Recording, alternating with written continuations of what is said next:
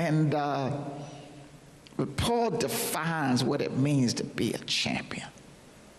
He defines what it means to be a winner at all levels. He shows us that we can win in extreme situations. And that's the level we're talking about. That's what this series is about. The ability to take a licking and keep on ticking. You know, that's what we learn from Paul's response to this trial. And just for a few minutes, I want to talk about how Paul models for us how we ought to be in our present situation. Because ultimately, this is about us learning what Paul did so that he was a winner at all levels. Because God's called you to win. He didn't call you to survive. He didn't call you to hold on. He didn't call you to just make it until you get to heaven. He called you to conquer. He called you to prevail. He called you to overcome. He called you to have something left over after you finish defeating the enemy. He called you to be more than a conqueror. Are you following me today? It's not just about getting saved and going to heaven. It's not just about getting the Lord in your life.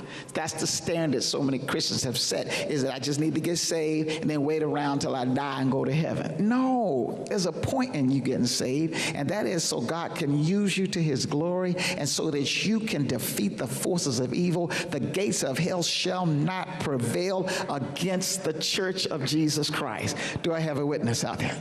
This is about you making an impact. This is about you leaving a mark. This is about your family seed, your family bloodline being changed as a result of your belief, your testimony. This is about souls being saved that would not have been saved if you hadn't been saved. This is about demons having plans that are being thwarted by the power of your prayers. This is about you binding things in the heavenly and loosing things on earth. This is about a testimony that you have that allows the people that come behind you to discover that you have made a way in the wilderness and you are the repairer of the breach. This isn't even just about you. This is about what God has destined to do in you and through you. And it's not just about, swing low chariot, take me home. No, I want to go home after I have completed. I've fought a good fight. I've finished the fight. I have accomplished that which God called me. I was apprehended so that I might apprehend that for which also I was apprehended of Christ. In other words, you got a purpose, you got a calling, you got something God intended to do. And if you haven't already started, it's time to get started. Turn to the person, time to get started. Amen. Because you don't want to be like that fig tree. I mean, come on. After a while, God just has the courage to say, let me start. Let me get somebody else some of this air, and because this one ain't bearing no fruit. How many of you with me out there? He says, and I really appreciate this because, in recent years, really, in this past year, I've really come to understand and appreciate how Paul was able, amen, to stay on task despite the effect of things going on around him, and how, it's just a totally different animal when you're preaching in the less than ideal circumstances. To preach when there's some impending crisis or personal things in your life that are distracting you. And you got to literally put them things aside and take up the mantle of the word.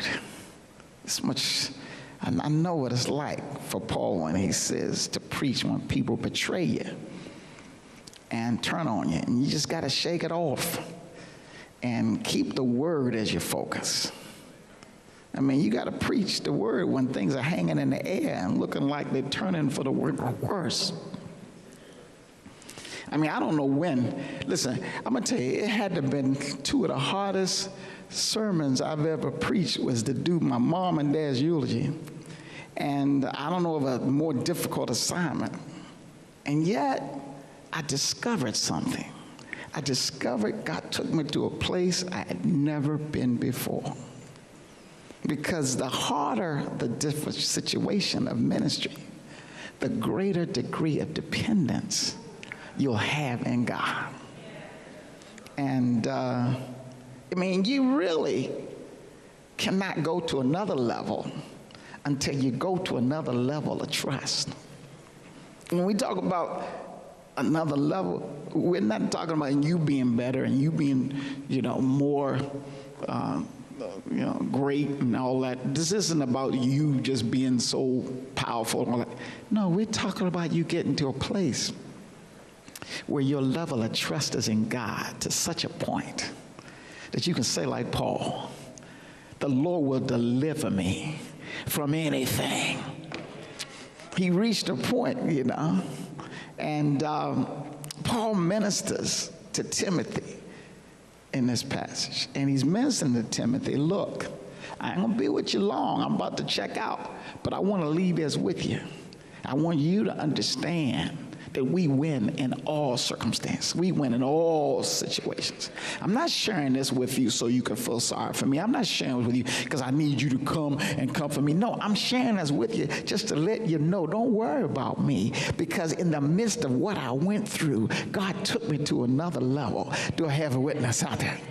Amen. God took me to a place where after I went through this, I've come to the conclusion, and I'm in a place in my life right now where I know the Lord will deliver me from every evil work. Not just one. My faith has been expanded. I've reached a new level of confidence. I'm at a new place of intimacy and closeness with God.